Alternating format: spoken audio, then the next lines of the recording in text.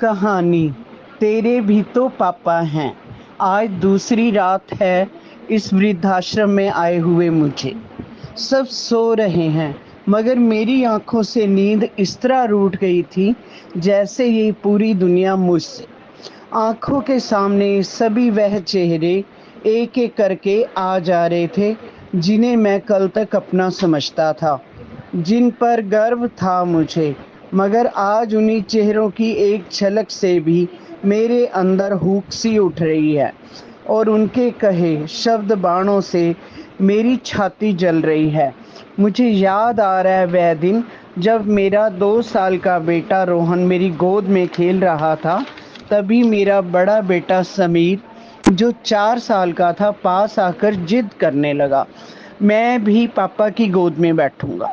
दोनों बच्चे इस बात पर झगड़ने लगे। मैंने दोनों को प्यार से समझाते हुए कहा, बेटा झगड़ते नहीं, बुरी बात है, मैं तुम दोनों का ही पापा हूँ। ये कहते हुए मैंने समीर को गोद में दूसरी तरफ बिठा लिया। विधाता की मर्जी से निश्चित समय पर जीवन साथी ने भी साथ छोड़ दिया।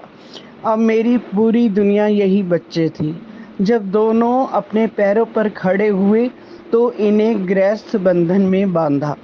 जिंदगी बस कट रही थी। मेरी आकांक्षाएं जिंदगी से कुछ ज्यादा नहीं थी। फिर अपने अकेलेपन की दवा अपने पोते पोतियों में ढूंढने लगा। एक दिन तबीयत ठीक ना होने की वजह से शाम को जल्दी सो गया था। बेटे अभी ऑफिस से नहीं लौटे थे। तभी कुछ तेज आवाजों का शोर सुनकर मेरी आंख खुल गई। आवाजें साथ वाले कमरे से आ रही थी। दोनों भाइयों के झगड़ने की आवाज सुनकर मैं बाहर जाने को उठा। उस कमरे के बाहर जाकर ठिठक गया। तभी छोटे बेटे रोहन की आवाज सुनकर सन्न रह गया। दोनों भाई इस बात के लिए झगड़ रहे थे कि बूढ़े बीमार बाप की जिम्मेदारी कौन लेगा। उसका कहा एक वाक्य मेरे दिल में तीर की तरह चुभ गया था। रोहन ने समीर से कहा था, तेरे भी तो पापा हैं, सिर्फ मेरे ही नहीं।